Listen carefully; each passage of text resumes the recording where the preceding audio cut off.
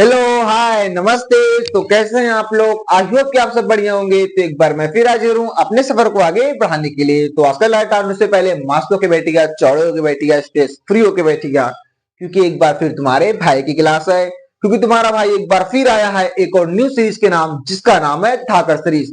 तो यहाँ पे हम लोग क्लास 10th वालों की पूरी तैयारी मात्र 2 महीने में कराते हैं, आपको तो पता ही होगा।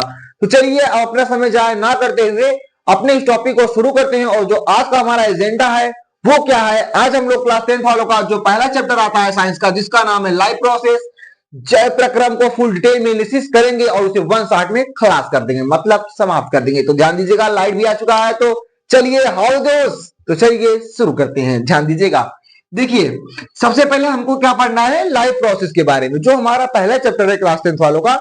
पहले ये समझिए कि लाइफ प्रोसेस होता क्या है। देखिए जैसे मान लीजिए आप रेगुलर जो भी क्रियाकलाप कर रहे हैं पूरे दिनचर्या में, मान लीजिए आपको बाय द वे कहीं से क्या हो जाती है, चोट लग जाती है, आपकी इंजरी हो जाती है। जैसे मान लीजिए यहाँ पे चोट लग गया, तो आपकी बॉडी क्या करती है, इसको इसके मरम्मत का काम करती है, मतलब इसके प्रति एंटीबॉडीज बनाती है, जिससे ये हमारा चोट क्या हो सके, ठीक सके। ओके, तो इसका मतलब क्या हुआ, हमारी बॉडी जो है एक प्रकार से अंगरक्षण का कार्य करती है। अंगरक्षण का मतलब क्या होता है, इसका रखरखाव करती है, देखभाल करती है इसको, क्योंकि पता है अगर चोट लगेगा तो यहाँ पे आपको क्या बनाएगा, प्लाज्मा सिक्रीट होगा, एंटीबॉडीज बनाएगी, जना वो आपका घाव क्या हो जाए, ठीक हो जाए। तो इसका मतलब क्या होता है, जय प्रक्रम क्या होता है कि जब हमारी बॉडी क्या करती है, अंगरक्षण का कार्य करती है, उसका रखरखाव करती है, इस प्रोसेस को, इस पूरे प्रोसेस को हम लोग क्या बोलते हैं, जय प्रक्रम बोलते हैं। तो देखिए क्या कह रहा है साइंस की भाषा में, ऐसी प्रक्रियाएं जो सम्मिलित रूप से अनुरक्षण का कार्य करती है। अनुरक्षण का कार्य मतलब जैसे हमें ठेस लगेगी, ठेस लग गई है तो उसे रिपेयर करेगी, अपनी अपनी बॉडी ठीक करेगी, इसी को क्या बोलते हैं, अनुरक्षण का कार्य करती है।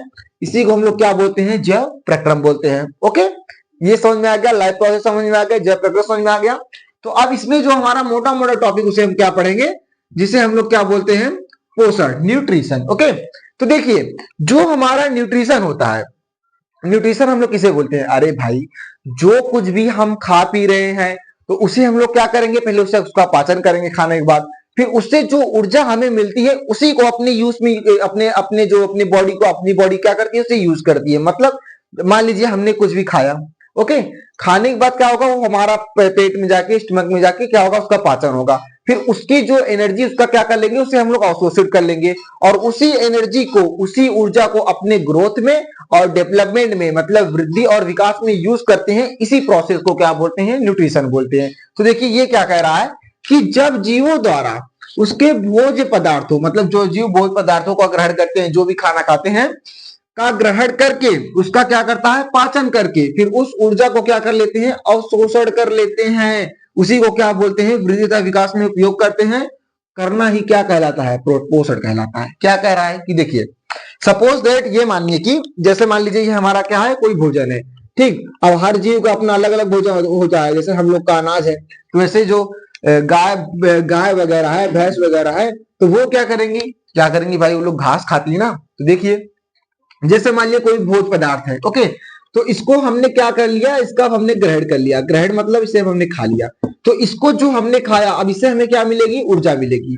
अब इसी ऊर्जा को हम लोग क्या कर देंगे, एब्जॉर्ब कर लेंगे, अवशोषण कर लेंगे, और इसी ऊर्जा को हम लोग किस में यूज करेंगे, अपने बॉडी में वृद्धि और विकास में। किस में यूज करेंगे, वृद्धि में यूज करेंगे व विकास में। ओके, वृद्धि व विकास में इसी को जो हम लोग यूज करते हैं, इसी को हम लोग क्या बोलते हैं, न्यूट्रिशन बोलते हैं। आई होप आपको क्लियर क्लियर हो गया होगा। तो ध्यान दीजिएगा, इसका मतलब क्या है कि जो हमने भोजन खाया, ये हमारा क्या है, भोजन है। भोजन जो मैंने लिखा ये भोजन है, इसको हमने ग्रहण कर लिया, इससे हमें क्या मिला, ऊर्जा मिला, और इसी ऊर्जा को जो हमने खाया था भोजन, उसी से जो हमें ऊर्जा मिला है, इसी को अपने हम वृद्धि और विकास में यूज करेंगे।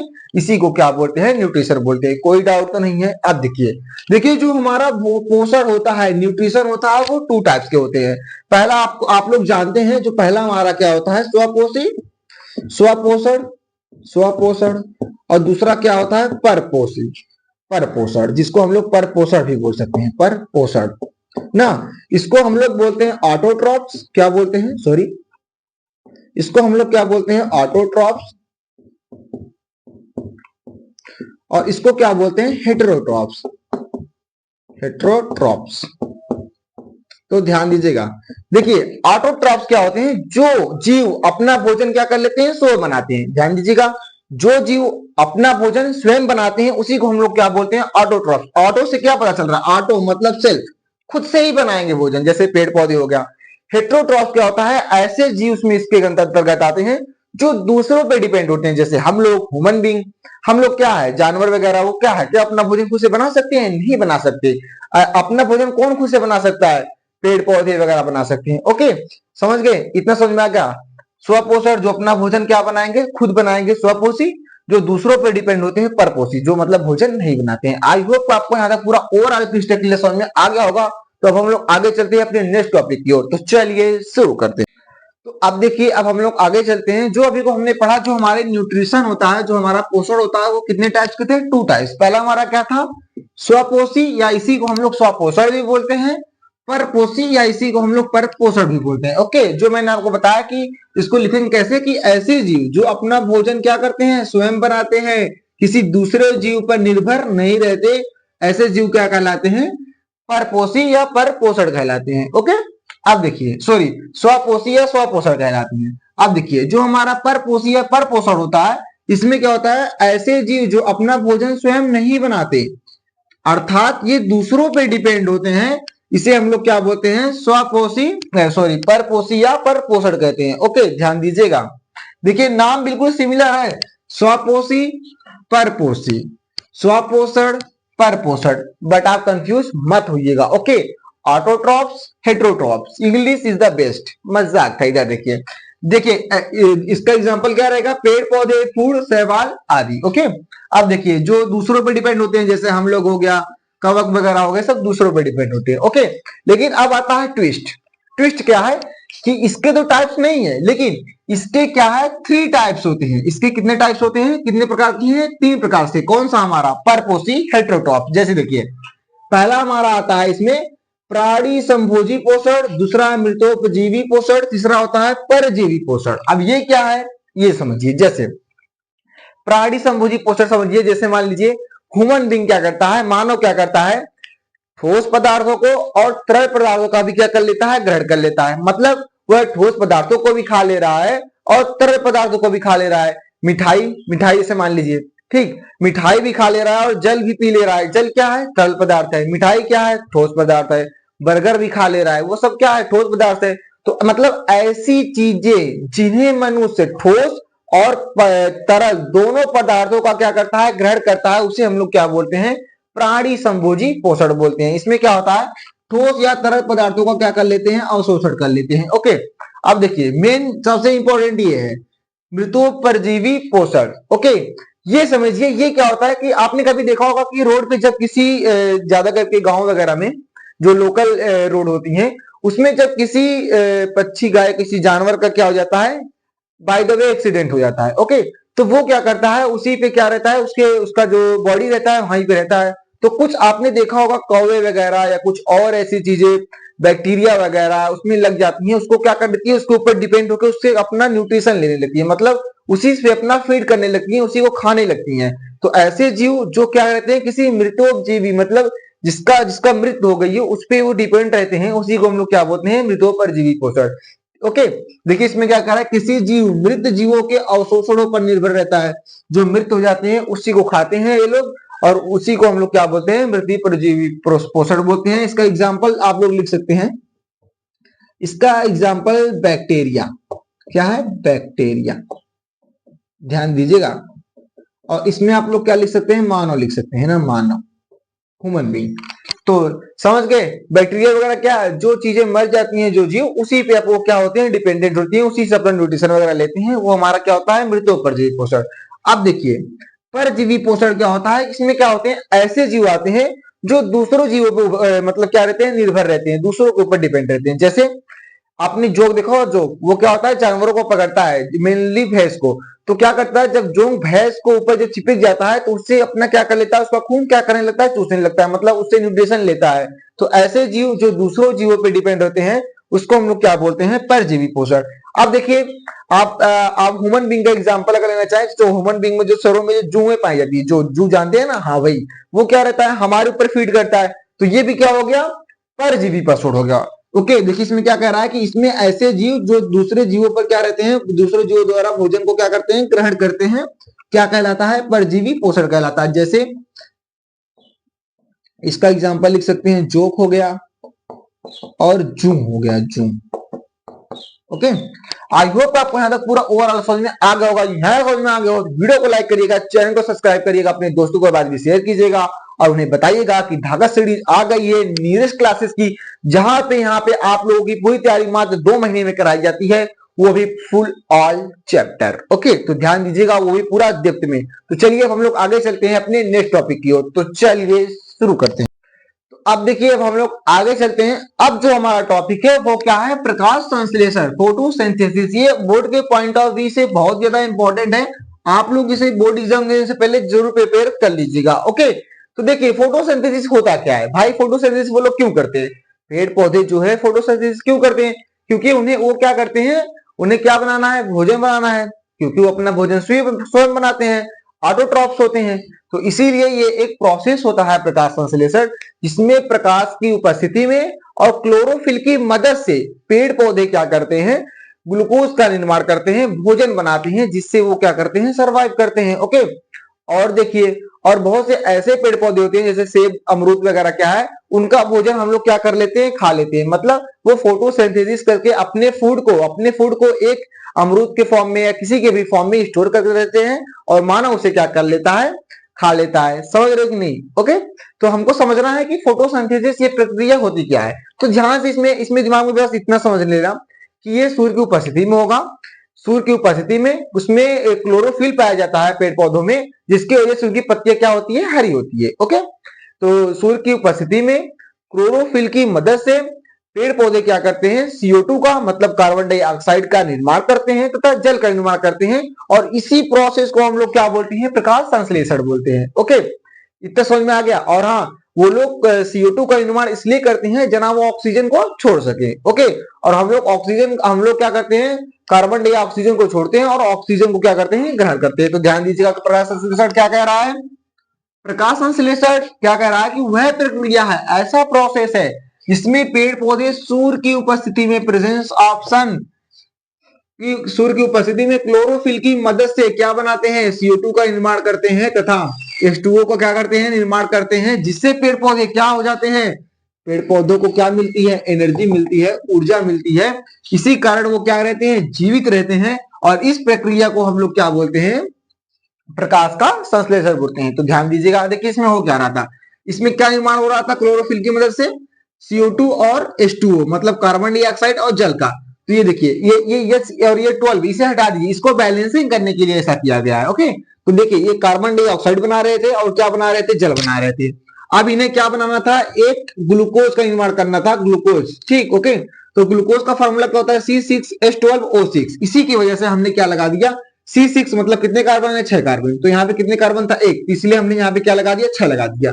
अब देखिए H12 कितने हाइड्रोजन है, 12 हाइड्रोजन, तो इसीलिए हमने क्या यहाँ पे क्या लगा दिया, 12 हाइड्रोजन लगा दिया। लेकिन अब ये H2 था तो 12 दूनी 24 हो गया, तो इसीलिए हमने क्या बना दिया, ये देखिए 6 हाइड्रोजन इधर भी दिखा दिए। ओके, तो यहां तक समझ में आ गया। अब देखिए इसका मतलब क्या है कि कार्बन डाइऑक्साइड और H2O को ये जब बनाते हैं क्लोरोफिल की मदद से, जब इसमें सूर्य का प्रकाश पड़ता है और इसमें क्लोरोफिल तो पाया ही जा रहा है, तो जिसकी वजह से ये किसका निर्माण कर देते हैं, ग्लूकोज का निर्माण कर देते हैं, C6H12O6 का निर्माण कर देते हैं, ग्लूकोज का निर्माण कर देते हैं। और यही क्या करते हैं, इसी की वजह से उन्हें क्या मिलती है, एनर्जी मिलती है, ऊर्जा मिलती है। और क्या बना देते हैं, ऑक्सीजन बना देते हैं। अगर ये ऑक्सीजन नहीं बनाएंगे तो हम लोग भी जिंदा नहीं रह पाएंगे ना, इसीलिए ये लोग ऑक्सीजन भी बना देते हैं। और क्या बनाते हैं, H2O का मतलब जल का निर्माण करते हैं। और ये कहाँ ये जो गैसेस हैं, इसका कहाँ पे ट्रांसपोर्टेशन होता है, कहाँ पे आदान प्रदान होता है, और इसी के आगे हमारा टॉपिक आता है रंध्र, इसी में सब कुछ होता है। तो ध्यान दीजिएगा, ये समझ में आएगा कि नहीं कि फोटोसिंथेसिस है क्या। इसमें सूर्य की उपस्थिति में क्लोरोफिल की मदद से हाइड्रोकार्बन डाइऑक्साइड और क्या बनाते हैं, जल का निर्माण करते हैं, जब इसमें सूर्य का प्रकाश और क्लोरोफिल पड़ता है। तो ये क्या बना देते हैं, ग्लूकोज बना देते हैं, जिससे इनको एनर्जी मिलती है। और इसी एनर्जी को और ये क्या बना देते हैं, ऑक्सीजन भी बनाते हैं, ऑक्सीजन बनाते हैं, जो ये ऑक्सीजन को छोड़ते हैं और कार्बन डाइऑक्साइड को ले लेते हैं। तो और क्या बना देते हैं, जल बना देते हैं। ओके, अब देखिए, तो देखिए उसी वही बताया गया है, कार्बन डाइऑक्साइड लिया, जल लिया जिससे हमें ग्लूकोज मिल गया और ऑक्सीजन जल भी मिल गया। ओके, अब देखिए, अब हमारा जो अगला पॉइंट है वो क्या है, स्टोमेटा, जिसे हम लोग रंध्र भी बोलते हैं। ये क्या होता है, देखिए क्या कह रहा है कि पेड़ पौधों की पत्तियों पर जो छोटे छोटे छिद्र पाए जाते हैं वहीं पे फोटोसिंथेसिस हो रही, भाई पत्तियों पे ही तो फोटोसिंथेसिस होगी, ऐसा जरूरी नहीं है कि पत्तियों पर ही फोटोसिंथेसिस हो।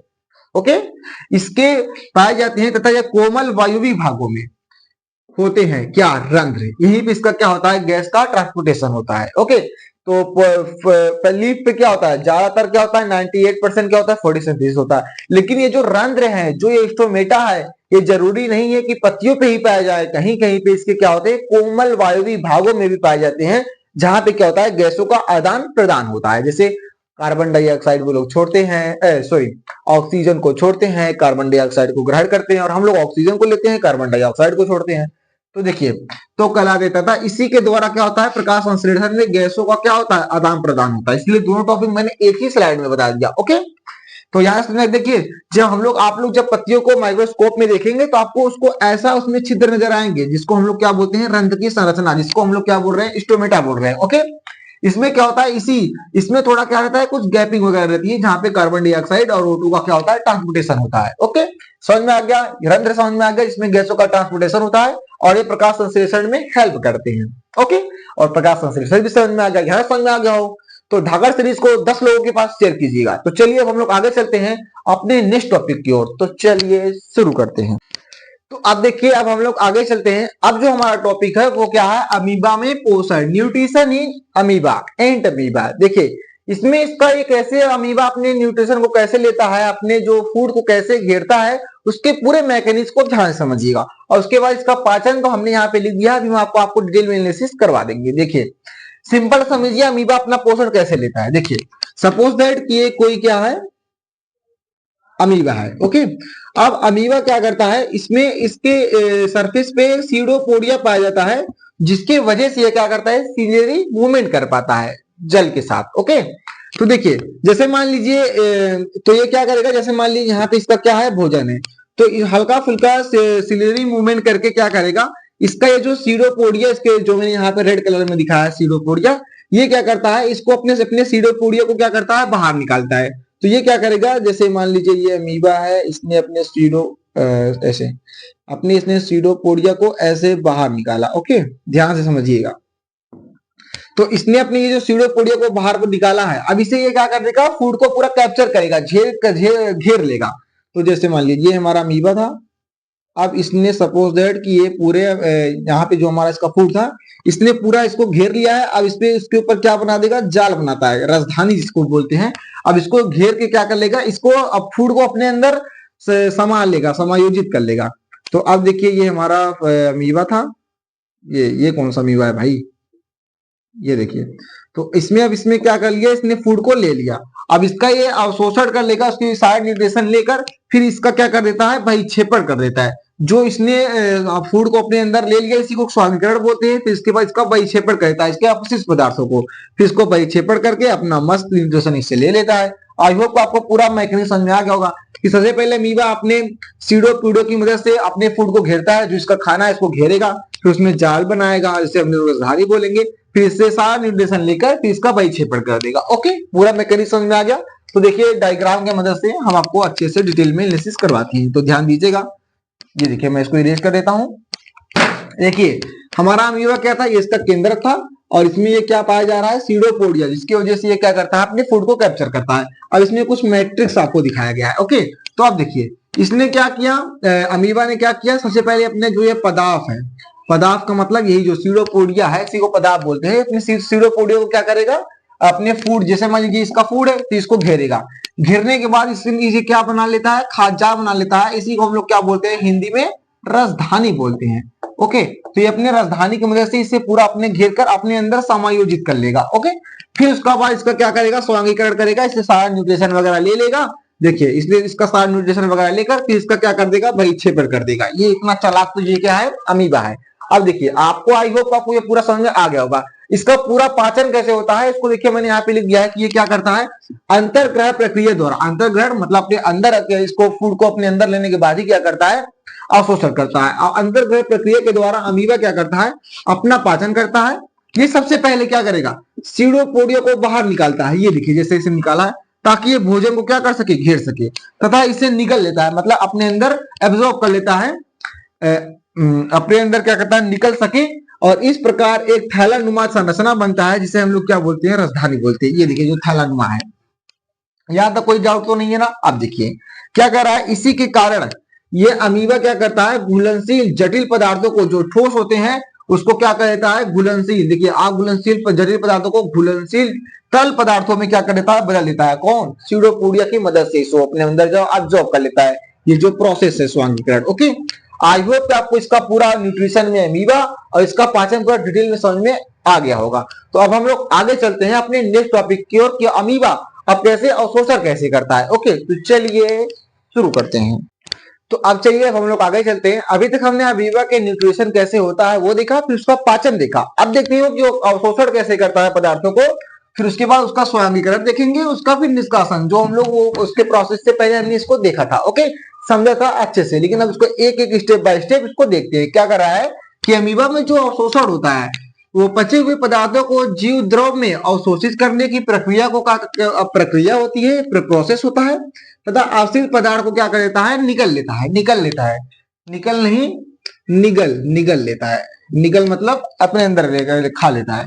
और उसके बाद क्या होता है, स्वांगीकरण होता है। इसमें क्या होता है, इसमें अमीबा अवशोषित भोजन को उपयोग करके इसे क्या लेता है, ऊर्जा लेता है। अब ये चाहे इसको उत्पादन में, चाहे विकास में आदि में इसे मिला लेता है। अब चाहे इससे ऊर्जा ले, चाहे उसको उत्पादन करे, इसका कुछ भी अपना करता है। ओके, फिर इसका क्या करेगा, अपशिष्ट पदार्थों को निष्कासन करेगा, जाहिर सी बात है। अंत में अमीबा क्या करता है, अमीबा की कोशिका झिल्ली जो होती है वो टूट जाती है, जिससे अपशिष्ट पदार्थ क्या हो जाते हैं, शरीर से बाहर निकल जाते हैं। ओके, आई होप आपको ये पूरा ओवरऑल प्रोसेस समझ में आ गया होगा। तो हम लोग आगे चलते हैं अपने नेक्स्ट टॉपिक की ओर। तो चलिए शुरू करते हैं। अब चलिए अब हम लोग आगे चलते हैं। अब जो हमारा टॉपिक है मोस्ट इंपोर्टेंट टॉपिक है, क्योंकि ये बोर्ड के पॉइंट ऑफ व्यू से बहुत ज्यादा हर साल बोर्ड एग्जाम में पूछा जाता है। इसका पूरा डायग्राम भी आता है और इसकी नेमिंग करके इसके बारे में लिखना भी पड़ता है। तो आप बिल्कुल भी स्ट्रेस मत लीजिएगा, क्योंकि अब हम आपको एक एक इसका एक एक प्रोसेस पूरा डेप्थ में लिख कर बताएंगे ही बताएंगे। पहले एक बार इसको इस तरह से फ्लो चार्ट में समझिए। ओके, ध्यान दीजिएगा। देखिए ये हमारा क्या है, मानव का डाइजेस्टिव सिस्टम मैंने आपको बताने का प्रयास किया है। देखो ये क्या है, उसका डायग्राम है, मैंने इसमें नेबलिंग भी किया है। ये की उसका मुख है, ग्रसनी है, ग्रासनली है, मासा है, ग्नासा है, बड़ी आंत है, छोटी आंत है, कृत्रिम रूप है, गुदद्वार। इसका क्या क्या फंक्शन है, कैसे ये मेजर रोल निभाते हैं डाइजेस्टिव सिस्टम में, उसे समझिएगा। देखिए देखिए जो मानव का पाचन तंत्र होता है वो उसके मुख से ही प्रारंभ हो जाता है। ऐसा मैं क्यों कह रहा हूं, ध्यान दीजिए। जैसे मान लीजिए यहाँ पे क्या है, कोई पदार्थ है, हमने इसको खाया, तो जो पदार्थ वो क्या है, जटिल है थोड़ा सा, मतलब उसको ज्यादा भागों में उसको तोड़ा ही गया है, अभी वो थोड़ा जटिल है, बड़ा है। तो उसको जब हमने ओरल के द्वारा, मुंह के द्वारा उसको खाया, तो हमारे दांत उसे क्या करते हैं, तोड़ते हैं। ठीक है, 4 प्रकार के दांत पाए जाते हैं, आपको पता ही है। उसको क्या करते हैं, कुचलते हैं। और उसमें क्या होता है, हमारा उसी मुख में हमारा जो रहता है लार उसी के साथ मिक्स हो जाता है। ओके, मिक्स होके हमारा दांत उसे क्या करता है, छोटे छोटे पार्ट में तोड़ देता है, मतलब पचना शुरू हो गया। आप देखिए, तो उसके बाद देखिए जो हमारे ये नाक का नली और ये जो माउथ का जो नली रहता है, वहां दोनों जहां पे जो एज जहां पे मिलते हैं उसी को हम लोग क्या बोलते हैं, ग्रसनी बोलते हैं। समझ में आया तो ये सीखिए। फिर उसके बाद उसे हमने छोटे छोटे पार्टों में तोड़कर लार के द्वारा मिक्स करके उसे हम लोग कहां पे भेज देते हैं, ग्रसनी में। फिर ग्रसनी के द्वारा एक प्रोसेस होता है जिसको बोलते हैं क्रमानुकुचन क्रिया के द्वारा। क्रमानुकुचन क्रिया के द्वारा वो हमारे ग्रसनी से किसमें चला जाता है, ग्रास नली में चला जाता है। अब देखिए ध्यान रखोगे, उसके बाद अब किस में आएगा, स्टमक में आएगा, हमारे पेट में आएगा, हमारे अमाशय में आएगा। ध्यान दीजिएगा। तो देखिए वो हमारे किस में चला जाता है, वो फूड हमारे मान लीजिए यहाँ अमाशय में आ गया। तो अब इसमें क्या होता है, इसमें क्या पाया जाता है, एचसीएल पाया जाता है और कुछ श्लेष्म पदार्थ पाए जाते हैं। ओके, फिर वो उसे क्या करता है, और हमारा पित्ताशय से सिक्रेट होता है। फिर ये उसमें हमारे अमाशय में क्या होता है, उसको पचाना शुरू कर देता है। तो कुछ यहां से पचा, अब कुछ अमाशय पचाएगा। ओके, ये प्रोसेस हो गया। उसके बाद देखिए मैंने इस प्रोसेस के थ्रू ये मैंने एक जो पाइप दिखाई है, इसको बोलते हैं छोटी आंत। फिर ये जो खाना नहीं पच पाता है, जो फूड नहीं पच पाता है पूरी तरह से, उसे अब पचाता है हमारी छोटी आंत। अब छोटी आंत इसको पचाएगी उसको, ठीक है। फिर जो जो मान लीजिए इसमें भी कुछ नहीं पच पाएंगे, क्योंकि इसमें जल वगैरह और भी बहुत सारी चीजें हैं। तो मान लीजिए कुछ चीजें इसमें भी नहीं पच पाती हैं, तो वो हमारा चला जाता है किसमें, बड़ी आंत में। लार्ज इंटेस्टाइन में, किसमें चला जाता है, लार्ज आंत में, फिर इसमें चला जाता है, फिर इसे कुछ पचाती है, और जब पूरा इसका न्यूट्रिशन वगैरह ले लेता है और इसका जो पानी वगैरह है, वेस्ट मटेरियल है, वो क्या करता है, गुदा द्वार के थ्रू हमारे बॉडी के बाहर सीक्रेट कर देता है। आई होप आपको ये पूरा ओवरऑल समझ में आ गया होगा, कोई डाउट नहीं है। फिर समझिए, हमने भोजन ग्रहण किया, फिर हमारे दादों द्वारा उसने कुटना, उसमें लाग मिक्स हुआ, फिर हमारे वो ग्रसनी में गया, और इसके प्रोसेस ग्रसनी से कर्मानुकुचन क्रिया करके हमारे ग्रास नली में गया, फिर हमारे अमाशय में गया, जिसमें क्या थे, एचसीएल, पित्ताशय था, और क्या थे, कुछ श्लेष्म पदार्थ थे, जल भी था, इसको यहाँ पे इसको गलाता है, मतलब पचाता है। फिर जो नहीं पच पाता उसे हमारी छोटी आंत पचाती है। फिर उसके बाद जो और नहीं पच पाता उसमें बड़ी आंत में जाता है। फिर बड़ी आंत में जाने के बाद उसमें सारा न्यूट्रिएंट्स समझ लीजिए उसका ले लेते हैं हमारी बॉडी। फिर उसके बाद जो वेस्ट मटेरियल होता है उसको एनएस गुदा द्वारा बाहर सिक्रेट कर दिया जाता है। ओके, अब देखिए, चलिए इसको टॉपिक को एक एक टॉपिक को अच्छे से डिटेल में समझती है। तो चलिए शुरू करते हैं। तो चलिए अब हम लोग डाइजेस्टिव सिस्टम के एक एक पार्ट को अच्छे से डिटेल में पढ़ते हैं। तो ध्यान दीजिएगा, जो मानव में पाचन तंत्र का जो पहला जो है क्या है, आहार नाल है। इसमें देखिए क्या होता है, आहार नाल में जो उसका हमने बताया एलिमेंट्री की नाल होता है, जो मुख से लेकर जो हमारे अमाशय तक जाता है, उसको कितने इसकी लंबाई क्या क्या है, सारी बातें को कैलकुलेट एकदम अच्छे वे में आपको बताया गया है। यहाँ पे क्या कह रहा है कि मनुष्य का आहार नाल 8 से 10 मीटर लंबी होती है, और इसे विभिन्न भागों में इसका जो व्यास रहता है अलग अलग होता है। आहार नाल को विभिन्न भागों में बांटा जा सकता है। जैसे हमने इसको पहले किसमें पढ़ा था, मुख गुहा, फिर ग्रसनी, फिर ग्रास नली, फिर अमाशय, छोटी आंत, बड़ी आंत, फिर मलाशय से गुदा द्वार। ओके, जिनमें से अब हम लोग पढ़ेंगे, पहला हमारा क्या है, मुख एवं मुख गुहिका के बारे में ना, ठीक है, माउथ वाला। ये क्या होता है, दो होठों से घिरा हुआ एक मुख अंदर किसमें खुलता है, मुख गुहा में खुलता है। मुख में कितने दांत होते हैं, 32 दांत होते हैं। जो कृंतक दो कितने होते हैं, 2 कृंतक, एक एक रदनक होते हैं, और 2 अग्र चवर्णक होते हैं, तथा उसके बाद 3 क्या होते हैं, चवर्णक होते हैं। ओके, अब देखो दूसरा जो हमारा क्या था, ग्रसनी था। ठीक, यहां वाला पॉइंट, ग्रसनी में एकदम अंदर एक बड़ा छिद्र होता है जिसे हम लोग निगल द्वार कहते हैं। ओके, जहां से हम लोग उसको अपने भोजन को अपने अंदर लेते हैं। और क्या कह रहा है, इसके द्वारा ग्रासनली ग्रसनी में क्या होती है, खुलती है, जहां इसी प्रकार जीभ के अंतिम सिरों पर क्या होता है, पीछे की ओर निगल द्वार के पास एक टॉन्सिल नामक क्या होता है, फूले स्थान होते हैं। ओके, तो चलिए अब हम लोग आगे करते हैं। जरूरी नहीं है आप लोग यही सब चीजें लिखें, आप लोग अपने से भी कुछ ऐड कर सकते हैं, बुक से ले लीजिए, वरना अगर आप लोग ऐसे लिखते हैं तो भी अच्छा है। ओके, तो चलिए हम लोग आगे चलते हैं ग्रासनली की ओर। तो चलिए शुरू करते हैं।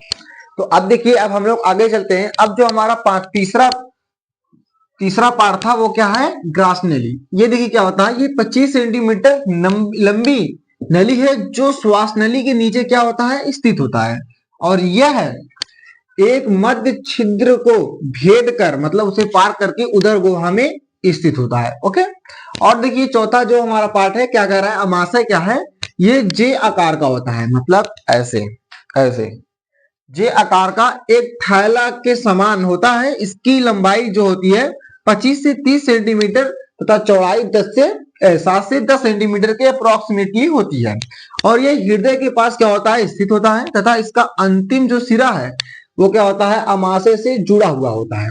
अमाशय की भित्ति मोटी होती है, पेशी स्तर होता है, और श्लेष्म कला का आवरण होता है, जो इसमें जठर नस का सिक्रीशन करता है, निकालता है, जैसे एचसीएल हो गया, श्लेष्म हो गया, कुछ जेल हो गया, कुछ पौष्टिक पाचक एंजाइम हो गए, ईटीसी कर लीजिए यहाँ पे, ईटीसी इटसेट्रा। अब देखिए जो हमारा पांचवा पार्ट आता है वो क्या है, ग्रहणी। ये क्या होता है, सी आकार का होता है, और इसकी लंबाई क्या होती है, 25 सेंटीमीटर होती है, तथा यकृत से पित्त नली तथा अग्नाशय नली के इसके निचले भाग में से मिलती है, निचले भाग में आकर मिलती है। ओके, आई होप कि आपको ये तक पूरा ओवरऑल समझ में आ गया होगा। तो हम लोग आगे चलते हैं अपने छठवें पार्ट की ओर। तो चलिए शुरू करते हैं।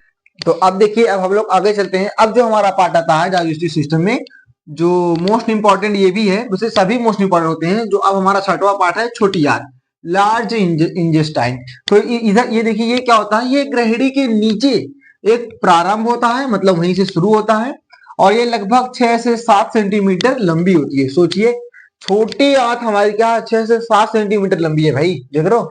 यह एक कुंडलित अवस्था में, मतलब कुंडलित मतलब ऐसे ऐसे, कुंडलित अवस्था का मतलब होता है एक दूसरे से लिपटे हुए होती है, कुंडलित अवस्था में पड़ा होता है तथा इसकी भित्ति अनेक छोटे छोटे छोटे, दो लिखने का मतलब होता है दो छोटे छोटे उंगली के आकार का रसांकुर, जिसे हम लोग विलाई वो होते हैं, ये क्या करता है अवशोषण की सतह को बढ़ाते हैं। ओके, अब देखिए लार्ज इंटेस्टाइन क्या कह रहा है, बड़ी आंत ये अधिक चौड़ी होती है, लार्ज का मतलब होता है ये चौड़ी होती है, ठीक, लेकिन ये लंबी होती है, इसकी इसकी इसकी चौड़ाई कम होती है लेकिन इसकी चौड़ाई ज्यादा होती है। ये अधिक चौड़ी होती है तथा इसकी लंबाई क्या होती है 7 फीट होती है। ये छोटे से भाग में खुलती है, इससे सीकम कहते हैं, जिसमें ये खुलती है उसे क्या बोलते हैं सीकम बोलते हैं। इसका एक सिरा 7 से 10 सेंटीमीटर लंबी संकरी व बंद नली के रूप के समान होता है। आप लोग इसे स्क्रीनशॉट भी ले सकते हैं, कोई दिक्कत नहीं है।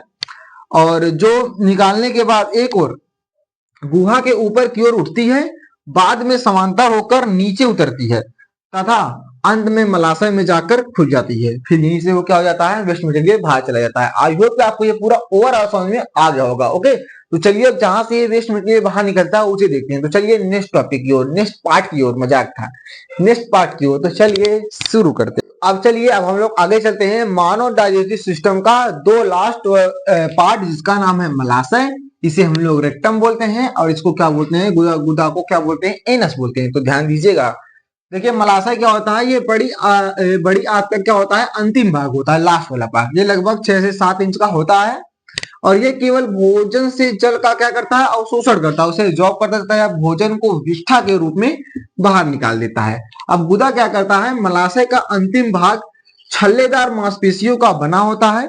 इसके बाहर खुलने वाले छिद्र को ही हम लोग क्या बोलते हैं गुदा द्वार बोलते हैं। ओके, आई होप आपको ये पूरा ओवरऑल समझ में आ गया होगा। आप लोग बाकायदा नोट्स बना रहे होंगे, प्रिपेयर भी कर रहे होंगे और अपने 10 दोस्तों के पास भी शेयर किए होंगे।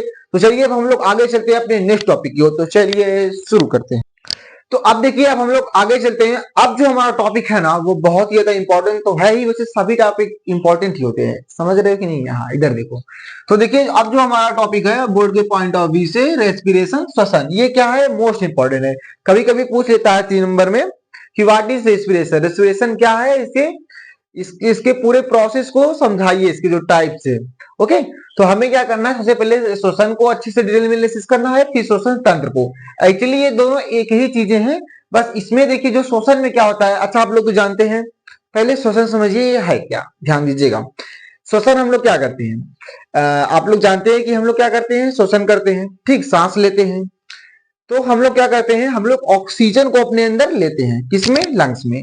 तो लंग्स हमारा क्या करता है, उस ऑक्सीजन का क्या कर देता है ऑक्सीकरण कर देता है। ऑक्सीकरण मतलब कुछ और नहीं, उसे ऑक्सीडाइज कर देता है, तोड़ देता है, किसमें CO2 में, कार्बन डाइऑक्साइड में, जिसके बाद हम लोग क्या करते हैं सांस लेते हैं फिर छोड़ते हैं।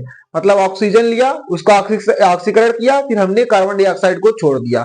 जो क्या करेंगे पेड़ पौधे कार्बन डाइऑक्साइड को लेंगे और ऑक्सीजन को छोड़ेंगे। ओके, तो देखो, तो श्वसन में क्या होता है, श्वसन में ग्लूकोज तथा ऑक्सीजन का क्या होता है ऑक्सीकरण होता है। ओके, जैसे मान लीजिए हमने ग्लूकोज लिया C6H12O6, ये हमारा क्या है ग्लूकोज है, प्लस क्या है ये O2 क्या है ऑक्सीजन है। तो हमने इसका जो ऑक्सीडाइज कराया ऑक्सीकरण कराया तो हमें क्या मिलता है कार्बन डाइऑक्साइड को हम लोग छोड़ते हैं और क्या मिलता है जल बनता है, जो हम अपने अंदर एब्जॉर्ब कर लेते हैं और उसे हमें क्या मिलती है ऊर्जा मिलती है। ओके, आई होप आपको ये पूरा ओवरऑल समझ में आ गया कि श्वसन है क्या। श्वसन क्या है, हम लोग जो ग्लूकोज का और ऑक्सीजन का ऑक्सीजन का अपने अंदर लेते हैं, फिर उसे हम लोग ऑक्सीकरण करते हैं, उसे तोड़ते हैं, फिर इससे हमें क्या निकलता है कार्बन डाइऑक्साइड निकलता है और जल निकलता है, और हमें क्या मिलता है एनर्जी मिलती है, ऊर्जा मिलती है। ओके, तो अब देखिए हम लोग थोड़ा आगे चलते हैं। थोड़ा सा डॉगी ब्रदर्स आ गए थे हमारे यहाँ एरिया में, सब गांव में सब तो नॉर्मली बात है, आप लोग जानते ही है। तो अब देखिए हमें समझना क्या है श्वसन तंत्र, रिस्पिरेटरी सिस्टम। देखिए जो हमारे श्वसन अंग होते हैं वो क्या करते हैं, इस श्वसन प्रक्रिया को पूर्ण श्वसन अंगों द्वारा इसे क्या करते हैं पूर्ण करते हैं, इसी को हम लोग क्या बोलते हैं श्वसन अंग बोलते हैं। देखिए क्या कह रहा है कि श्वसन वह प्रक्रिया है जिसमें कार्बनिक यौगिकों का ऑक्सीकरण, यही सब चीजें ऑक्सीकरण होता है।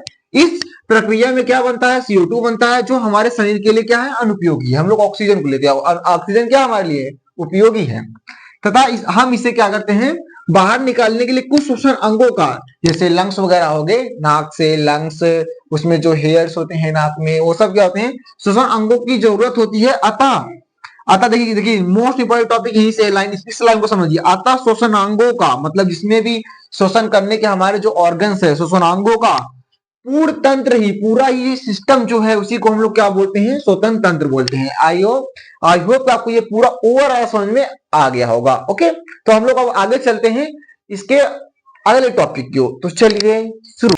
तो अब देखिए, अब हम लोग आगे चलते हैं। अब जो हमारा रेस्पिरेशन था, जो हमारा श्वसन था, उसके टू टाइप्स में है। पहला हमारा क्या है, ऑक्सीश्वसन, दूसरा क्या है, अनऑक्सीश्वसन। तो कभी कभी बोर्ड के पॉइंट ऑफ व्यू से पूछ लेता है इन दोनों में डिफरेंसेस क्या है, मतलब ऑक्सीश्वसन तथा अनऑक्सीश्वसन में अंतर स्पष्ट कीजिए। तो आपको क्या करना रहेगा, देखिए ऑक्सीश्वसन, इसमें क्या होगा, ऑक्सीजन, मतलब जो जीव क्या लेते हैं, ऑक्सीजन लेते हैं। और अनऑक्सीश्वसन में क्या होता है, CO2 वाला फंडा रहता है। ओके, देखिए ऑक्सीजन क्या लेते हैं, जितने जितने भी जीव है, मतलब अधिकतर जीव क्या लेते हैं, ऑक्सीजन का यूज करते हैं। ओके, चाहे हम हो गए, चाहे कोई जानवर हो गया, क्या लेते हैं, ऑक्सीजन ही लेते हैं। तो इसमें हम लोग कह सकते हैं ये अधिकतर जीवों में होता है, और इसमें CO2 तथा H2O का निर्माण होता है। जब हम लोग ऑक्सीजन को लेंगे तब उसमें क्या होगा, हम लोग उसको ऑक्सीकरण करेंगे, जिसकी वजह से हमें क्या, फिर क्या बनेगा, कार्बन डाइऑक्साइड बनता था, और उसके बाद जल बनता था, और क्या बनता था, एनर्जी बनती थी, जो हमने आपको बताया। तो वही है, अधिकतर जीवों में होता है, इसमें कार्बन डाइऑक्साइड जल बनता है और एनर्जी भी बनती है। ओके, और इसमें क्या होता है, ऑक्सीजन की जरूरत होती है इस प्रोसेस में, ऑक्सीश्वसन में। ऑक्सीश्वसन का मतलब ही ना भाई ऑक्सीजन का, ऑक्सीजन की उपस्थिति में होगा, प्रेजेंस ऑफ ऑक्सीजन। अब देखिए इसमें क्या होता है, अधिक ऊष्मा निकलता है, कितना, 38 एटीपी, एडेनोसिन ट्राइफॉस्फेट। अब देखिए ये लास्ट पॉइंट क्या कह रहा है इसका, यह प्रक्रिया माइटोकॉन्ड्रिया में होती है। माइटोकॉन्ड्रिया, जिसे हम लोग क्या बोलते हैं, power house of the cell. अब देखिए इसी का जस्ट अपोजिट हमारा क्या रहेगा, अनऑक्सीश्वसन रहेगा। इसलिए क्या कह रहा है कि ये कुछ सूक्ष्म जीवों तथा कुछ अन्य जीवों में विशेष परिस्थितियों में होती है, जब ऐसा कंडीशन आएगा तब। और क्या कह रहा है, ये लैक्टिक अम्ल जैसे एल्कोहलता में। अब देखिए दूसरा क्या कह रहा है कि ऑक्सीजन की जरूरत नहीं होती। ध्यान दीजिए, ऑक्सीजन की जरूरत इसमें नहीं होती। इसमें क्या हो रहा था, ऑक्सीजन की जरूरत थी, प्रेजेंस ऑफ ऑक्सीजन और अब्सेंट ऑफ ऑक्सीजन। ओके, तीसरा क्या कह रहा है, कम ऊष्मा निकलता है, कितना, मात्र 2 एटीपी। और ये क्या कहता है, यह प्रक्रिया केवल जीवद्रव में पूर्ण होती है, क्योंकि ज्यादातर जीवों में किसमें पूर्ण होगी, माइटोकॉन्ड्रिया में। इसमें क्या होगा, उसमें जीवद्रव होता है, केंद्रक में इनके जीवद्रव होता है, तो इसमें पूर्ण होगा। आई होप कि आपको इसमें दोनों का डिफरेंस समझ में आ गया होगा। तो हम लोग आगे चलते हैं अपने नेक्स्ट टॉपिक की ओर। तो चलिए शुरू करते हैं। तो अब देखिए, अब हम लोग आगे चलते हैं। जो अभी तक हमने इससे पहले वाला टॉपिक पढ़ा, जिसमें हमने क्या पढ़ा था, ऑक्सीजन का जो शोषण हो रहा था उसमें दो टाइप्स के हो रहे थे, पहला ऑक्सीकरण, दूसरा अनऑक्सीकरण। एक में क्या था, ऑक्सीकरण में क्या था, O2 की उपस्थिति थी, और अनऑक्सीकरण में क्या था, O2 की अनुपस्थिति, मतलब इसमें प्रेजेंट था, इसमें एब्सेंट था। ओके, तो हम वही देखेंगे कि जो ग्लूकोज का जो ऑक्सीकरण हो रहा था वो कैसे हो रहा था, और उसमें क्या बन रहे थे, उसका एग्जाम्पल क्या था, और किसमें हो भी रहा था, ये भी देखेंगे एक बार पुनः। देखिए, तो हम लोग क्या पढ़ रहे हैं, ग्लूकोज का ऑक्सीकरण। जो हमारा ग्लूकोज ऑक्सीजन के साथ कंबाइन होकर जो टूट रहा था, ऑक्सीकरण हो रहा था, और तो क्या बना रहा था, अब जब ग्लूकोज अनऑक्सीकरण जो रेयर केस में हो रहा था, विशिष्ट परिस्थितियों में हो रहा था, जब उसमें ऑक्सीकरण हो रहा था तो क्या हो रहा था, ध्यान दीजिएगा। देखिए जो हमारा ग्लूकोज था, इसका फॉर्मूला हमने क्या बताया था, C6H12O6। तो अभी हमें क्या देखना है, इसके कार्बन को देखना है, कितने कार्बन है, 6 कार्बन। ये क्या होता है, जब कोशिका द्रव में जाके क्या होता है, कन्वर्ट हो जाता है, किसमें बदल जाता है, पायरुवेट में बन जाता है। तो इसमें कितने कार्बन हो जाते हैं, इसका हाफ हो जाता है, इसका हाफ। तो कितना हो जाएगा, 3 हो जाएगा।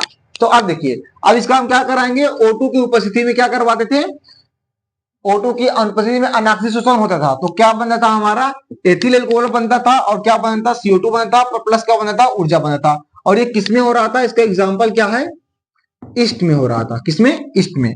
ओके, और मैं आपको बता दूं इसमें कितने कार्बन होते हैं, इसमें जो है कि कार्बन की संख्या होती है, इसमें क्या होता है, 2 कार्बन होते हैं। कितने कार्बन, 2 कार्बन।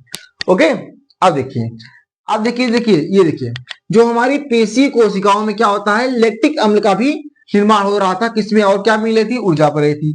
इसमें कितने कार्बन की आवश्यकता होती है, इसमें होती है 3 कार्बन।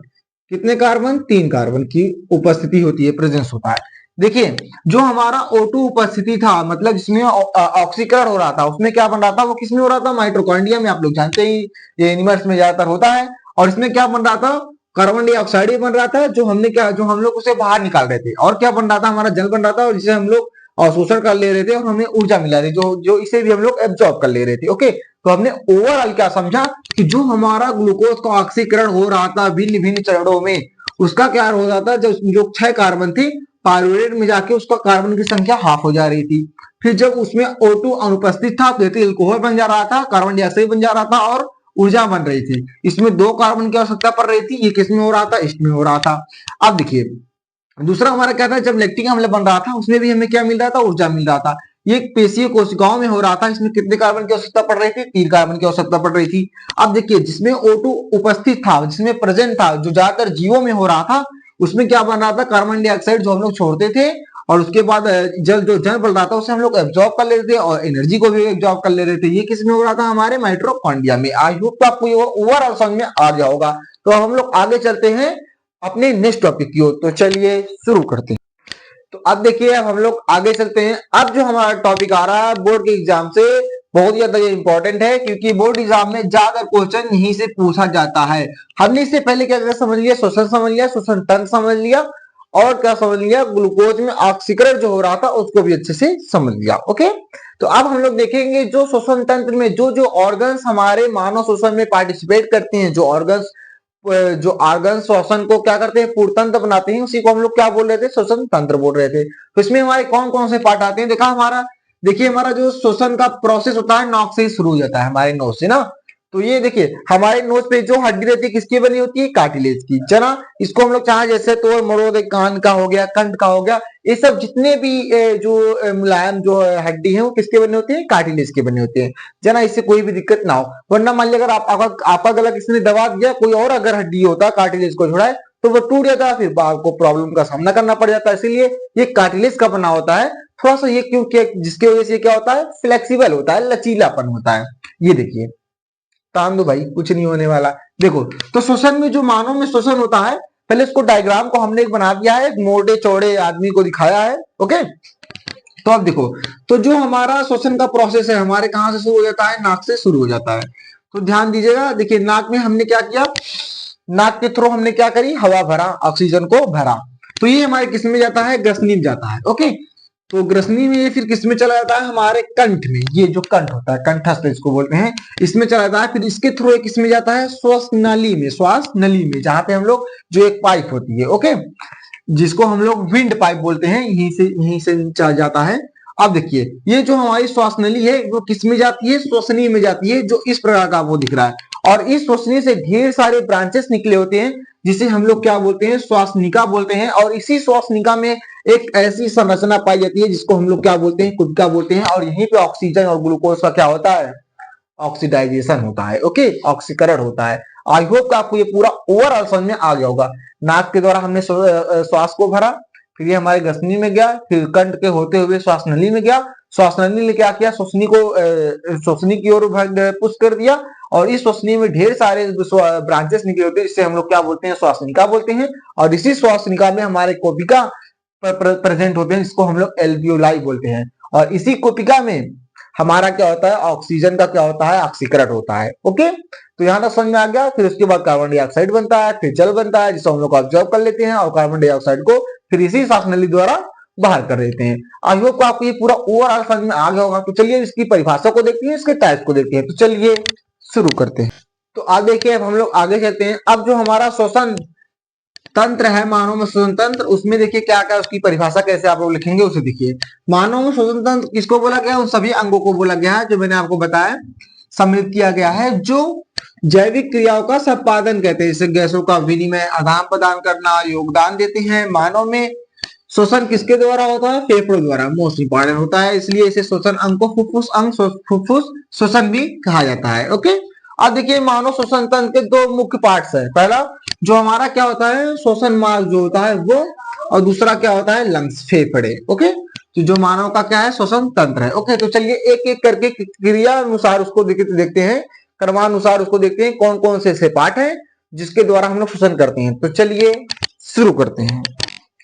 तो अब देखिए, अब हम लोग आगे चलते हैं। अब जो हमारा टॉपिक था, जो हम लोग श्वसन के जो क्रमानुसार उसके जो भी जो ऑर्गन्स है जो श्वसन में अंग तंत्र पूरा श्वसन तंत्र का पूर्ण रूप बनाते हैं, उसको हम लोग एक एक करके पढ़ेंगे। पहला हमारा कौन सा पार्ट है? नासाद्वार, फिर नासापथ, फिर ग्रसनी है, फिर कंठ को भी पढ़ेंगे, फिर श्वास नली और श्वसनी को भी अच्छे से एनालिसिस करेंगे। देखिए, सबसे पहले हम लोग क्या पढ़ेंगे अभी? नासाद्वार। देखिए ये क्या कह रहा है कि मनुष्य में एक जोड़ी नासाद्वार, ये जो है जो जिससे हम लोग सांस को इनहेल करते हैं, नासाद्वार पाए जाते हैं। दोनों नासाद्वारों के बीच एक कंठ होता है जिसे हम लोग नासिका पट कहा जाता है, तथा वायु उसी के द्वारा क्या करती है? शरीर में जाती है। ओके, अब देखिए दूसरा हमारा क्या है? नासापथ। तो अब हम नासापथ को देखेंगे।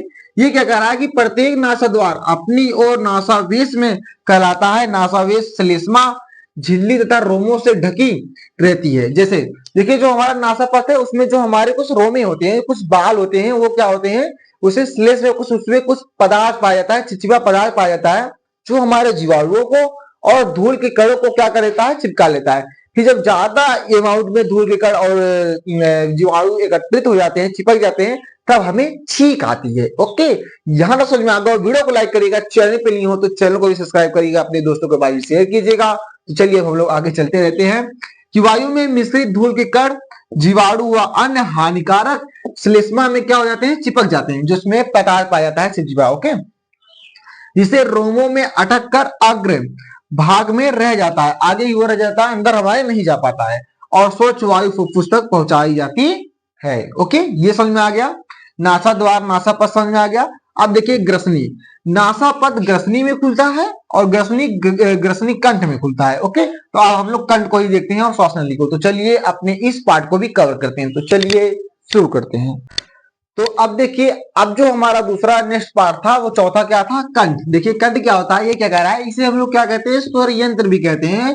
ठीक है, कहते हैं ये अस्थियों, अस्थियों मतलब हड्डियों, किसकी बात कर रहा है? हड्डियों की।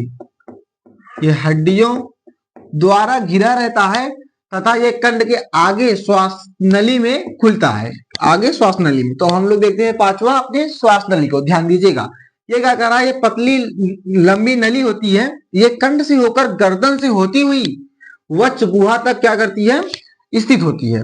और ये सी आकार के छल्ले जैसे होते हैं, जो पृष्ठ व तल में अपूर्ण होती है। ये श्वास नली से चिपकने से रोकते हैं तथा आसानी से क्या करते हैं? वायु को आने जाने देते हैं, आवागमन में हेल्प करते हैं। अब देखिए छठवां हमारा क्या कह रहा है? श्वास नली।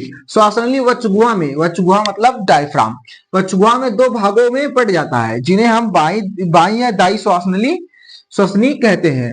प्रत्येक श्वसनी अपनी ओर के फेफड़ों में प्रवेश करती है। ओके, अब जो हमारा इसके आगे का एक पार्ट था, जो जिससे जो हमारा मेन पार्ट है, वो क्या है? फेफड़े। सातवां वाला क्या है? फेफड़े। सातवां वाला क्या है हमारा? फेफड़े। तो ध्यान दीजिएगा। देखिए फेफड़े को आप लोग अपने बुक से नोट डाउन कर लीजिए। ओके, क्योंकि लेक्चर हमारा बहुत ज्यादा बड़ा हो रहा है। क्योंकि अरे भाई, अपने से भी कुछ एफर्ट लगाओ, सब हम ही करें, बोर्ड एग्जाम हम ही को देना है कि आपको देना है यार? मजाक था। ओके, तो आप लोग इसे अच्छे से नोट डाउन फेफड़े के बारे में लिख लीजिएगा। ओके, मैंने आपको बता ही दिया है। तो आप चलिए अब लोग आगे चलते हैं अपने नेक्स्ट टॉपिक की ओर। तो चलिए शुरू करते हैं। तो अब देखिए, अब हम लोग आगे चलते हैं। अब जो हमारा टॉपिक है वो क्या है? परिवहन तंत्र मतलब ट्रांसपोर्टेशन सिस्टम। देखिए इसमें क्या होता है? जो हमारा ब्लड होता है वो पूरे हमारे बॉडी के ऑर्गन्स तक कैसे ट्रांसपोर्ट होता है? With the help of heart. मतलब इसके बाद हमें हार्ट के बारे में भी पढ़ना है, लेकिन उससे पहले हम लोग ये देखेंगे कि हमारा परिवहन तंत्र में जो हमारा पहला आता है, जो ब्लड है, जो मेन जो पूरे बॉडी तक हमारा जो हर एक ऑर्गन तक पहुंचता है। तो इसको हम लोग देखेंगे कि ब्लड होता क्या है, इसमें कितने लीटर्स इसको होना चाहिए, और भी जितने सारी चीजें हैं उसको डिटेल में एनालिसिस करेंगे। देखिए, तो सबसे पहले हम क्या करेंगे? जो हमारा ब्लड होता है वो क्या कर रहा है? ए प्रकार का तरल संयोजी ऊतक है। इसे हम लोग क्या बोलते हैं? कनेक्टिव टिश्यू बोलते हैं। क्या बोलते हैं? Connective tissue. ओके, तो अब देखिए ये प्रकार का क्या है? कनेक्टिव टिश्यू है, जिसको हम लोग हिंदी में बोलते हैं संयोजी ऊतक। ये क्या होता है? जो हमारे शरीर में कितना होता है? 5 से 6 लीटर मिनिमम क्या होता है? 5 से 6 लीटर होता है, बट महिलाओं में थोड़ी ज्यादा मात्रा में होता है, आधा लीटर ज्यादा मान लो। समझ रहे हो कि नहीं? हाँ, तो आप देखो इसका जो पीएच वैल्यू है, मतलब पोटेंशियल ऑफ हाइड्रोजन, इसका कितना होता है? 7.4 होता है। इसका मतलब अगर बोर्ड एग्जाम में आएगा कि रक्त का पीएच मान कितना है, तो आप कितना बताएंगे? 7.4 होता है। और क्या कह रहा है? ये महिलाओं में, देखो क्या कह रहा है? महिलाओं में पुरुषों की तुलना में आधा लीटर कम होता है। ओके, और ये रक्त का क्या होता है, रक्त का 50% भाग क्या होता है, प्लाज्मा होता है। और मैं आपको बता दूं जो प्लाज्मा हमारा होता है इसी को हम लोग क्या बोलते हैं, थ्रोम्बोसाइट्स बोलते हैं। और इसमें 90% क्या होता है, पानी होता है। ओके, अब देखिए जो बचा हुआ क्या है, 45% भाग जो होता है, 55% अगर भाई प्लाज्मा है ब्लड में और 45% क्या है, इसका मतलब 45% हमारा क्या होता है, ब्लड होता है। ओके, अब देखिए जो हमारा ब्लड होता है वो एक प्रकार क्या है, इसके कितने टाइप्स में बांटा गया है, दो टाइप्स में। पहला हमारा प्लाज्मा है, दूसरा क्या है, ब्लड सेल्स, जिसे हम लोग क्या बोल रहे हैं, आरबीसीज बोल रहे हैं।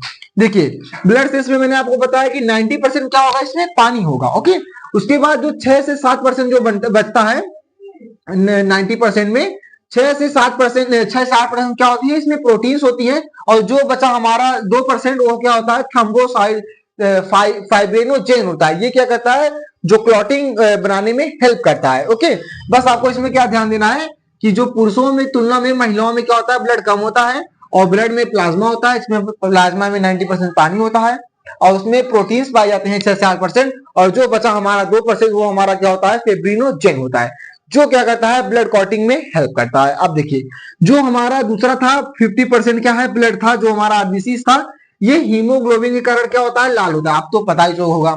अब देखिए इसमें क्या होती है, कुछ डब्ल्यूबीसी पाई जाती है, ये क्या करती है, विषाणुओं को नष्ट करती है। इसको हम लोग bodyguard of our immunity system को इसको हम लोग क्या बोलते हैं, बोल सकते हैं। क्योंकि डब्ल्यूबीसी में ऐसे अच्छे अच्छे प्रोटीन्स पाए जाते हैं जो हमें एंटीबॉडीज बनाती है, जिसके प्रति क्या बोलते हैं, पैथोजेंस के अगेंस्ट हमारी बॉडी काम करती है। जनाब कोई भी वायरस जीवाणु क्या होता है, हमारी बॉडी में इंटर नहीं कर पाता अगर हमारा डब्ल्यूबीसी स्ट्रॉन्ग है तो। ओके, अब देखिए जो हमारा प्लेटलेट्स होता है उसमें क्या पाया जाता है, थ्रोम्बोसाइट्स। एक्चुअली में जो ये प्लेटलेट्स है इसी को थ्रोम्बोसाइट्स बोलते हैं और रेड ब्लड सेल्स को इरेथ्रोसाइट्स बोलते हैं और डब्ल्यूबीसी को ल्यूकोसाइट्स बोलते हैं। ओके, ये एक दूसरा उसका नाम होता है। हम आपको हायर क्लासेस में को अच्छे से पढ़ने के लिए मिलेगा। ओके, तो आई होप कि आपको ये पूरा ओवरऑल समझ में आ गया होगा। तो हम लोग आगे चलते हैं अपने नेक्स्ट टॉपिक की ओर। तो चलिए शुरू करते हैं। तो अब देखिए अब हम लोग आगे चलते हैं। अब जो हमारा टॉपिक है वो क्या है, ह्यूमन हार्ट, मतलब मानव का हृदय। तो ये बोर्ड एग्जाम के पॉइंट ऑफ व्यू से बहुत ज्यादा इंपॉर्टेंट है, इससे बहुत ज्यादा क्वेश्चन पूछे जाते हैं। इसका कभी कभी डायग्राम आ जाता है और इसका एक एक फंक्शन स्टेप बाय स्टेप पूछ लिया जाता है। ओके, तो जब सबसे पहले हम लोग समझते हैं कि ह्यूमन हृदय है क्या। देखिए मानव हृदय जो होता है वो एक मुट्ठी के आकार का लाल रंग का होता है। ओके, इतना समझ गए, हाँ, मुट्ठी के आकार का लाल रंग का होता है और ये हमारे किधर पाया जाता है, लेफ्ट साइड पाया जाता है। अब देखिए इसका जो मुख्य कार्य क्या है, इसका मुख्य कार्य है ब्लड को पंप करना। ओके, और क्या करना, और ये क्या करता है, जब ब्लड को पंप करता है तो ये क्या होता है, हमारा हार्ट लंग से अटैच होता है, कुछ आर्टरीज और वेन होते हैं, धमनी और सिरा होती हैं, जो क्या करती हैं, ब्लड को क्या करती हैं, फिल्टर करती है, फिर शुद्ध रक्त को अशुद्ध रक्त को शुद्ध करती हैं, फिर उसे पंप करके हमारा हार्ट उसे पूरे ब्लड को पूरे बॉडी तक क्या कर देता है, पहुंचाता है, हर एक ऑर्गन के पास। तो पहले ध्यान से देखते हैं इसका पूरा एक एक फंक्शन है क्या। देखिए ये हमारा क्या है, मैंने एक मानव हृदय का डायग्राम बना के रखा है, इसमें 4 चेंबर होते हैं। देखिए अगर मैं ऐसे हूं ना, अगर मैं ऐसे हूं तो ये मेरा लेफ्ट वाला होगा और ये मेरा क्या होगा, राइट वाला होगा। इसका मतलब क्या होता है, ये मेरा बायां हुआ और ये मेरा दायां हुआ। आप लोग ऐसे देख रहे हैं, आपका ये बायां होगा, आपका ये दायां होगा, लेकिन मैं इस हिसाब से बता रहा हूं, तो इसका मतलब ये मेरा दायां वाला साइड रहेगा, जैसे दायां अलिंद, और इधर साइड का क्या रहेगा, बायां अलिंद। ओके, अब देखिए जो हमारा ये जो दायां अलिंद और दायां अलिंद और बायां अलिंद, ओके, और ये हमारा क्या होता है, इसमें 4 चेंबर होते हैं। जैसे मान लीजिए हमने ये इसको एक बॉक्स में बना लिया, ठीक, हमने ये समझिए ये हमारा कौन सा है, दायां अलिंद वाला है और ये बायां अलिंद वाला है। ओके, तो इसको हम लोग लिख लेते हैं राइट एट्रियम और लेफ्ट एट्रियम। ये हमारा राइट वेंट्रिकल होता है, ये हमारा लेफ्ट वेंट्रिकल होता है। इसी को इंग्लिश में बोलते हैं, देखिए दायां निलय मतलब राइट एट्रियम, राइट वेंट्रिकल, और बायां निलय मतलब लेफ्ट वेंट्रिकल। ओके, और जब एट्रियम बोलूंगा तो अलिंद, जैसे दायां अलिंद और बायां अलिंद। देखिए इसमें क्या होता है, 4 चैम्बर होते हैं। ओके, तो इसमें क्या होता है, इसमें ये जो वेन दिख रही है ये, इसको बोलते हैं सुपेरियर वेना केवा, इसको बोलते हैं इंफीरियर वेना केवा। जैसे ये हमारा लंग्स है, तो ये जो ऊपर वाली नस दिख रही है ये सुपीरियर वेना केवा, जिसे हम लोग फुफ्फुस धमनी बोलते हैं, इससे क्या आता है, ऊपर वाला जो ब्रेन वाला जो ब्लड रहता है इस सिरे में आता है, और नीचे से जो ब्लड आता है वो आता है इस वाले में, जिसे हम लोग निचला महाशिरा बोलते हैं। देखिए इसको निचला महाशिरा बोलते हैं इंग्लिश में, ये सुपीरियर, ये इंफीरियर वेना केवा। ओके, इससे हमारा क्या आता है, ब्लड आता है। और ब्लड हमारा किस में जाता है, इस सबसे पहले किस में जाता है, राइट एट्रियम में। ये देखिए जिससे हम लोग डायलिन बोलते हैं, इसमें जब ब्लड आता है तो ये ब्लड, ये जो वॉल्व देख रहे हैं, वॉल्व, ये ब्लड इसके जब हम प्रेशर करता है तो इस ये राइट मतलब दाया नीले में चला जाता है, और यहीं से एक वेन हमारी जुड़ी होती है लंग्स के पास, फिर वो लंग्स तक पहुंचाती है उस ब्लड को। ये हमारा क्या है, डीऑक्सीजनेटेड ब्लड है, अशुद्ध रक्त आता है। ओके, उसके बाद जो हमारी लंग्स है, हम लोग जब सांस लेते हैं ऑक्सीजन को क्या करते हैं, अपने अंदर लेते हैं, तो ब्लड के साथ हमारा लंग ऑक्सीजन को मिक्स करके ऑक्सीजनेटेड ब्लड में कन्वर्ट कर देता है, मतलब शुद्ध रक्त में कन्वर्ट कर देता है। फिर वो भेजता है हमारे किसके पास, बाया अलिंद के पास। फिर बाया अलिंद हमारा यहाँ पे इसको पंप करता है इस वाल्व के थ्रू, फिर हमारा बाया नीले में आ जाता है। फिर यहीं से कैपिलरीज जुड़ी होती हैं जो हमारे पूरे बॉडी के ऑर्गन्स को ब्लड को पहुंचा देती हैं। ओके, पूरा मैकेनिज्म समझ में आ गया। फिर समझिए, सबसे पहले हमारा ब्लड इसमें आया, फिर उसके बाद इसमें वाश होती है, राइट एट्रियम से राइट वेंट्रिकल में गया, यहां से हमारा ब्लड लंग्स में गया, फिर लंग्स हमने जब सांस लिया, फिर लंग्स ऑक्सीजन के साथ मिक्स होके और शुद्ध ब्लड को इसमें लेफ्ट एट्रियम में भेज दिया, फिर लेफ्ट एट्रियम से लेफ्ट वेंट्रिकल में आ गया, इसे हम लोग ने बाया नीले बोला। फिर यहाँ से हमारा कैपिलरीज के यहाँ पे जुड़ी होती है, कुछ जाल होता है वेन्स का, फिर उसके बाद यहाँ से पंप करके हमारा हृदय पूरे बॉडी के ऑर्गन्स तक पहुंचा देता है। ओके, तो देखिए इसका डिफिनीशन क्या कह रहा है, इसे देखिएगा, मानव हृदय एक विशेष प्रकार की हृदय पेशियों से होकर बना होता है। यह एक मुट्ठी के आकार का होता है। ओके, मुट्ठी के आकार का होता है, यह लाल रंग का होता है तथा वक्ष गुहा में दोनों फेफड़ों के बीच क्या होता है, स्थित होता है तथा यह बाईं ओर झुका हुआ होता है। ये वाला जो होता है बाईं ओर थोड़ा झुका हुआ होता है। ओके, और इसमें ये जो वाल देख रहे हो ना, ये थोड़ी सी मोटी वाल होती है, क्योंकि इसमें क्या करता है, यहीं से जब हमारा ब्लड जब हार्ट जब पंप करता है तो इसमें ज्यादा जोर मारता है, इसीलिए थोड़ी क्या होती है, थिक होती है, मोटी होती है। ओके, आई होप आपको ये पूरा ओवरऑल समझ में आ गया होगा। तो आप लोग इसके एक एक पॉइंट को बुक से या तो लिख लीजिएगा, मैंने आपको पूरा फंक्शन बता दिया है, और मानव हृदय भी अच्छे से बता दिया है। और बीच में एक टर्म और आता है जिसका नाम है दोहरा परिसंचरण तंत्र। दोहरा परिसंचरण तंत्र कुछ और नहीं है, यही है जो एक बार देखिए ब्लड किस में आया, राइट एट्रियम में आया, फिर ये किस में जाएगा, राइट वेंट्रिकल में जाएगा, फिर राइट वेंट्रिकल से जो हमारे लंग्स में जाता है, फिर लंग्स हमारा उसे फिल्टर करके जो फिर लेफ्ट एट्रियम और लेफ्ट वेंट्रिकल भेज देता है, इसी को बोला गया दोहरा परिसंचरण तंत्र। आप लोग लिख लेंगे। ओके, कोई दिक्कत नहीं होगा। तो अब हम लोग आगे चलते हैं, पादपों में परिवहन जो जाइलम और फिलोएम के द्वारा होता है उसे देखते हैं। तो चलिए शुरू करते हैं। तो अब देखिए, अब हम लोग आगे चलते हैं। अब जो हमारा टॉपिक है उसे पढ़ने से पहले हम आपको बता दें कि बोर्ड एग्जाम में मैंने देखा हार्ट से 2 क्वेश्चन ज्यादा डिराइव होते हैं, जो पूछ लेता है धमनी और शिरा में अंतर स्पष्ट कीजिए। 3 नंबर में आ जाता है कभी आर्टरी और वेन में। तो आपको ऐसे बता देना है कि आर्टरी की जो दीवारें होती हैं, जो धमनी की जो दीवारें होती है, मोटी व लचीली होती है, और इसमें ओटो के कारण ये लाल रंग होती है, और इसमें शुद्ध रक्त का क्या होता है, परिवहन होता है। ये शरीर के गहराई में स्थित होता है, और इसी का अपोजिट इसकी दीवारें अपेक्षाकृत पतली व लचीली होती है। ये CO2 के कारण क्या होता है, नीली होती है, और इसमें अशुद्ध रक्त का क्या होता है, परिवहन होता है, मतलब ट्रांसपोर्टेशन होता है, और ये शरीर की सतह पर स्थित होता है। ओके, इसमें गहराई में, इसमें सतह पे, बस यही थोड़ा मोड़ा डिफरेंस है। आप और भी कुछ 2-3 पॉइंट बुक से लिख सकते हैं। ओके, कोई दिक्कत नहीं है। अब देखिए, अब जो हमारा मोटा मोटा टॉपिक था, ट्रांसपोर्टेशन इन प्लांट्स। तो आप हमें ये बताइए, इनके पास तो कोई लंग्स वगैरह नहीं होते हैं ना इनके पास सांस लेने के लिए कोई इसका अलग से फंक्शन दिया गया है, तो ये अपना कैसे ट्रांसपोर्टेशन करते हैं? तो आप लोग कहेंगे इसमें 2 प्रकार के स्पेशलिस्ट टिश्यूज पाए जाते हैं, जिसका नाम है जाइलम और फिलोएम। जी हाँ, आप सही कहते हैं। देखिए, पादपों में जो ट्रांसपोर्टेशन होता है वो 2 चीजों से होता है। पहला जाइलम उत्तक और दूसरा फिलोएम उत्तक के द्वारा होता है। जाइलम से ये लोग क्या करते हैं, जल का क्या करते हैं, ट्रांसपोर्टेशन करते हैं, और फिलोएम से न्यूट्रिशन लेते हैं, मतलब पोषण का ट्रांसपोर्टेशन करते हैं। देखिए क्या कह रहा है कि पादपों में परिवहन जाइलम तथा फिलोएम द्वारा होता है। जाइलम ये एक प्रकार क्या है, उत्तक है, टिश्यूज है, जो किसका ट्रांसपोर्टेशन करता है, जल का, पूरे ऊपर से नीचे तक करवाता है। ओके, और फिलोएम किसका ट्रांसपोर्टेशन करता है, पोषण का, जो न्यूट्रिएंट्स वगैरह रहते हैं ये क्या करता है, इसको फ्लो करवाता है। ओके, आई होप आपको ये पूरा ओवरऑल समझ में आ गया होगा। यहाँ समझ में आ गया, वीडियो को लाइक करिएगा, चैनल पे नहीं हो तो चैनल को सब्सक्राइब करके रख लीजिएगा, अपने दोस्तों और रिश्तेदारों में शेयर जरूर कीजिएगा। तो हम लोग आगे चलते हैं अपने नेक्स्ट टॉपिक की ओर, तो चलिए शुरू करते हैं। तो अब देखिए, अब हम लोग आगे चलते हैं। अब जो हमारा टॉपिक है वो क्या है, मानव उत्सर्जन तंत्र, ह्यूमन एक्सक्रीटरी सिस्टम। ओके, तो पहले समझते हैं ये क्या है।